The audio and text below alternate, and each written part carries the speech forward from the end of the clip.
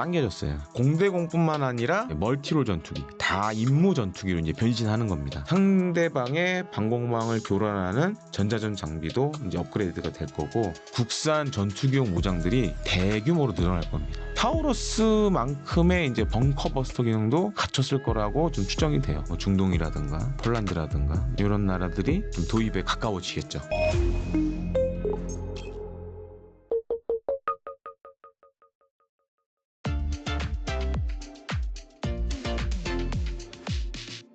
일단 이제 우리가 주목해야 될 게 블록이란 단어입니다. 블록이란 단어가 뭐냐면, 특히 이제 전투기 개발도 잘 보면 단계별 성능 향상이라는 게 있어요. 이제 그걸 이제 블록으로 많이 표기를 하는데, 지금 KF-11은 일단 KF-10 블록 1, 그다음에 블록 2가 있습니다. KF-10 블록 1은 공대공 전투만 할 수 있는 거예요. 예를 들어 전투기와 전투기끼리의 싸움 이런 거밖에 할 수가 없어요. 근데 블록 2는 공대공뿐만 아니라 뭐 지상 타격, 그다음에 바다에 있는 뭐 적의 함정을 공격한다든가 정찰 뭐 이런 임무까지 다 하는 일종의 이제 멀티롤 전투기, 다 임무 전투기로 이제 변신하는 겁니다. 그래서 원래 이제 블록 2 같은 경우에는 28년 말에 이제 마무리를 하려고 그랬어요. 근데 좀 계획이 최근에 좀 당겨졌어요. 그래서 27년 상반기까지로 이제 좀 당겨졌습니다. 그럼 이게 당겨진 배경이 뭐냐? 역설적으로 지금 KF-21 전투기 개발이 순조롭게 진행이 되고 있다.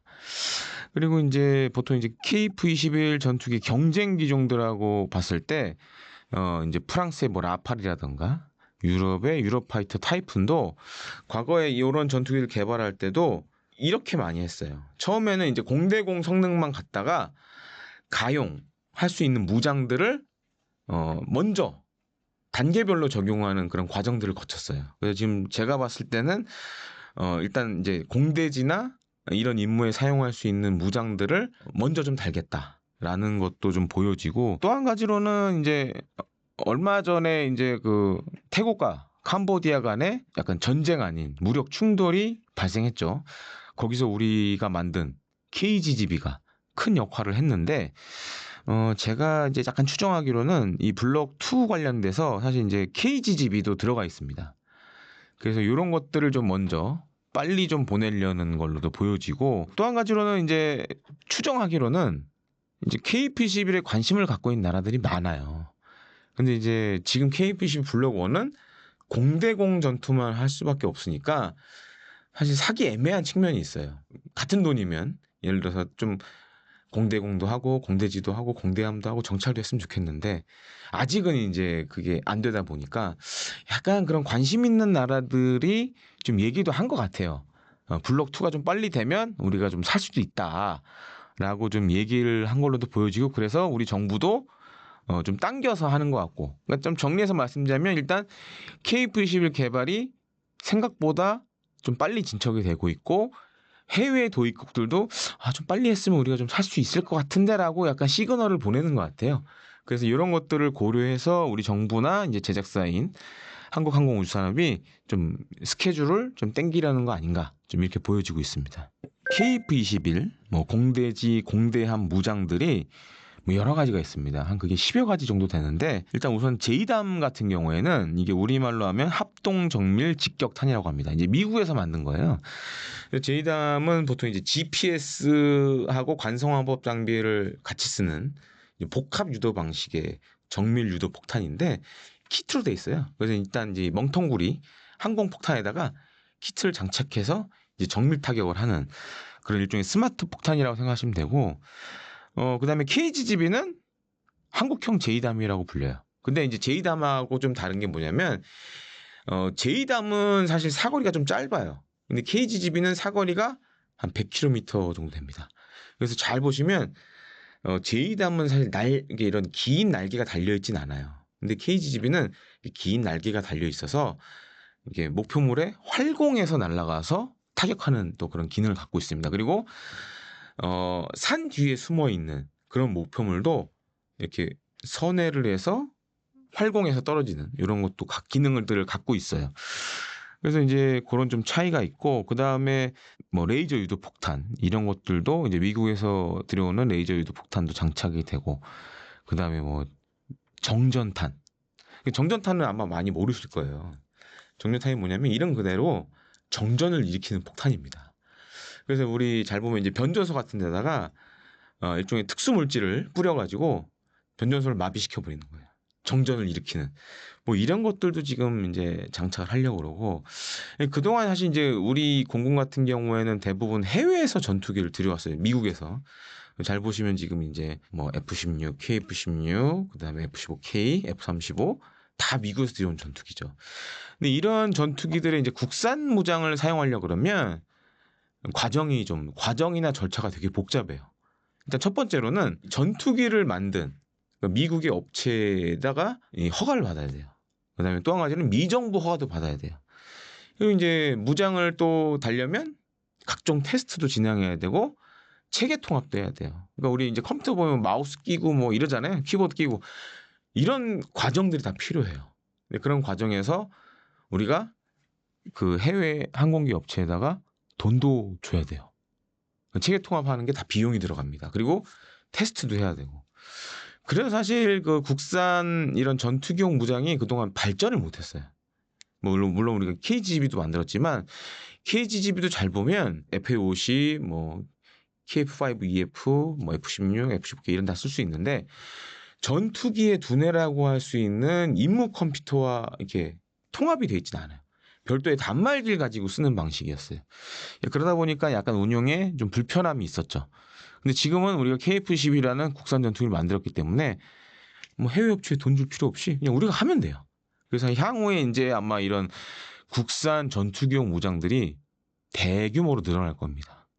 어떻게 보면 이제 KF-21 수출에도 해외 무장을 달면 KF-11 수출할 때 무장을 달아야 되잖아요. 무기를 달아야 되잖아요. 이걸 다 이제 그쪽 나라 해외 무장이면 해외 국가의 정부의 승인을 받아야 돼요. 그런 복잡한 문제가 있어요. 그러면 이런 걸 만약에 국산으로 대신하면 우리 정부만 오케이 하면 이제 어디든 팔 수 있는 그런 이제 환경이 조성이 되는 거죠. 그러니까 이제 KF-11의 경쟁 기종들 잘 보면 뭐 유럽이 만든 유로파이터 타이푼 거기도 보면 장거리 공대지 미사일을 탑재한다라고 자랑을 많이 해요.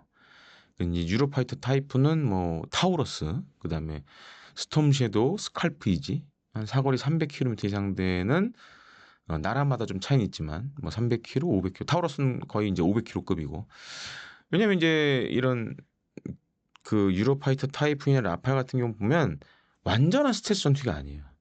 그럼 이제 적 가까운 데 가면 적의 지대공 미사일이나 대공포에 요격을 당하겠죠. 그래서 먼 거리에서 적진 깊숙한 목표물을 타격할 수 있는 장거리 공대지 미사일을 사용하게 되면 전투기의 생존성이 확 늘어나죠. KF-11도 사실 비슷해요.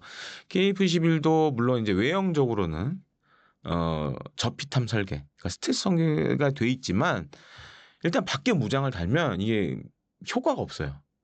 그래서 이제 KF-11 하면서 우리도 이제 천룡을 개발을 같이 하게 된 거고, 그래서 천룡은 이제 국방과학연구소에서 부르는 이제 프로젝트명이고, 방위사업청에서는 보통 이제 장거리 공대지 유도탄 2차 사업이라고 많이 얘기를 합니다. 그래서 장공지2라고 많이 얘기를 하는데, 우리도 그래서 사거리 500km 이상의 장거리 공대지 유도탄을 KF-11에 달아야 된다. 그게 이제 공군에서 요구가 있었고, 그래서 이제 천룡을 개발하게 됐죠. 그래서 천룡하고 타우러스하고 좀 비교를 해보면, 타우러스는 물론 장점도 있지만 단점도 있어요.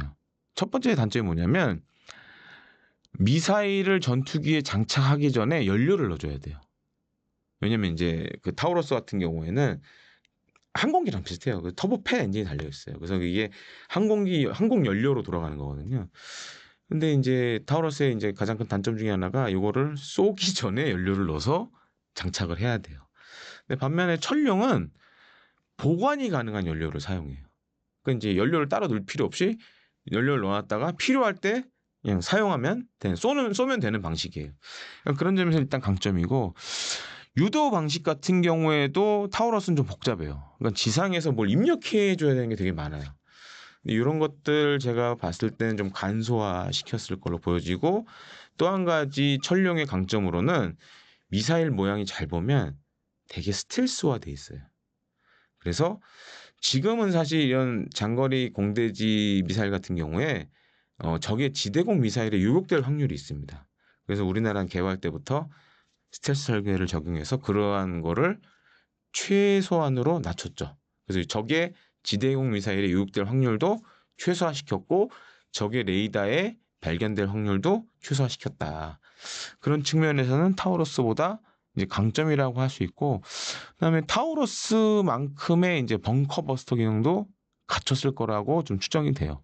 특히 이제 우리나라 같은 경우에는 열 압력탄, 그래서 이제 뚫고 들어가서 이런 미세한 분말을 지하 공간에 확 뿌리고 갑자기 이제 점화되면서 열과 압력으로 지하철을 부수는 이 열 압력탄 기술에 있어서 좀 세계 정상급 기술을 갖고 있어요. 이런 것들이 아마 천령에 다 적용이 됐을 걸로 보여지고, 실제로 이제 그 우리 육군에 쓰고 있는 우레라고 불리는 전술 지대지 미사일에도 그런 열 압력탄을 이용한 벙커버스터 기능들을 이미 다 갖추고 있습니다. 그래서 우리가 좀 뭐 전 세계적인 그런 벙커버스터 기능도 천령에 집어넣었을 것으로 이렇게 보여집니다. 일단 지금 KF-11 블록1은 엄밀히 그리고 객관적으로 말씀드리면 수출 시장에서 경쟁력이 없어요. 보통 지금 KF-11 블록1 양산 대당 가격이 한 900억, 1000억 사이 할 것 같은데, 그 정도 금액으로 한 가지 임무만 한다 그러면 사실 이렇게 사줄 만한 나라가 없습니다. 그래서 이제 앞서도 얘기했지만 약간 이제 관심 있는 국가들이 메시지를 준 것 같아요. 다임무가 돼야 우리가 좀 사볼 수 있을 것 같다. 그래서 그런 것들 좀 감안해서 좀 스케줄을 좀 땡긴 측면도 있고, 그렇게 되면 만약에 우리가 27년 뭐 상반기에 이런 것들 다 확보하게 되면 그만큼 이제 언급됐던 나라들, 뭐 중동이라든가, 그 다음에 이제 뭐 폴란드라든가 이런 나라들이 좀 도입에 가까워지겠죠. 그런 측면에서 봤을 땐 무장 장착 능력, 그다음에 무장 다양성이 사실은 지금 이제 KF-21 수출에 굉장히 중요한 조건이 되고 있다라고 좀 볼 수 있을 것 같습니다. 그래서 지금 이제 뭐 한간의 KF-21 블록 3, 그러니까 지금 KF-21은 잘 보시면 완전한 스텔스 전투기는 아니에요. 그러니까 스텔스 기능을 일부 갖고 있는 전투기예요. 근데 이제 KF-21 블록 3는 완전한 스텔스 전투기로 이제 변신을 하겠다는 거예요. 그래서 지금 이제 잘 보시면 그 공대공 미티어 미사일을 기체 하부에 이렇게 반매립식으로 한 반 정도 들어가게 이렇게 만들어 놨어요. 이제 이 부분을 뭐 일설에 의하면 이제 개조를 하면 이제 안으로 미사일을 넣을 수 있는 내부 무장창을 만들 수 있다라는 얘기가 있어요. 근데 이제 한 가지 문제가, 그렇게 했을 때 그러면 이제 경쟁 기종이 이제 달라진단 말이에요. 그럼 이제 F-35 같은 스텔스 전투기랑 이제 경쟁을 해야 되는데, 근데 이제 F-35는 사실 이제 KF-21 블록 3, 지금 이제 KF-21을 개조해서 공대공 미사일을 안으로 집어넣는 방식으로 하면 무장 능력에서 사실 KF-21 블록 3는 F-35보다 뒤져요. 요새 그래서 최근에 이제 뭐 KF-21 EX 관련된 얘기, 그것도 사실은 이제 해외 국가들이 좀 얘기를 한 것 같아요. 그러니까 F-35를 살 수 없는 중동 국가들이 좀, KF-21 블록 2도 좋은데 우리도 F-35급의 전투를 갖고 싶은데 좀 만들어줄 수 없냐, 좀 이런 얘기들을 좀 한 것 같아요. 근데 이제 KF-21은 이제 기체 크기가 사실 좀 제한되는 부분이 있다 보니까 안에 뭐 많은 무장을 넣을 수가 없어요.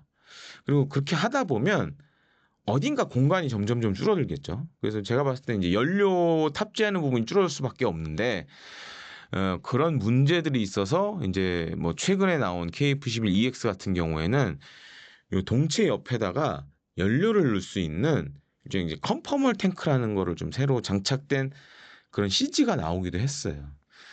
그러면 어떻게 보면 이제 F-35에 좀 근접한 그런 무장 장착 능력 뭐 이런 것들을 이제 갖출 수 있는데, 다만 이제 그게 있습니다. 과연 우리 공군이 지금 KF-21 블록 3, 그러니까 기존 KF-21을 개조해서 5.5세대나 5.5세대 전투기를 갈지, 아니면 아예 새로운 전투기, 그게 이제 한국형 차세대 전투기라고 하는데 KF-XX로 갈지, 그건 아직 결정된 바가 없어요.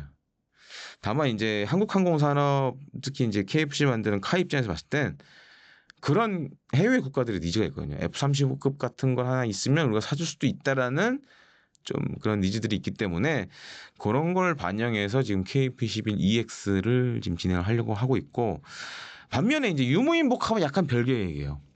그러니까 유무인복합은 꼭 굳이 KF-21 블록 3가 아니더라도 기존에 이제 KF-21 블록 1이나 KF-21 블록 2 향후에 나올 이런 거에 뭐 임무 컴퓨터라든가, 그러니까 컴퓨터에 두뇌인 임무 컴퓨터, 그다음에 통신 장비들을 좀 손을 보면 유무인 복합을 하는데 크게 문제가 없어요. 그리고 이제 미국이나 해외 다른 나라들도 4.5세대 전투기에도 이제 유무인 복합을 적용을 하려고 그래요.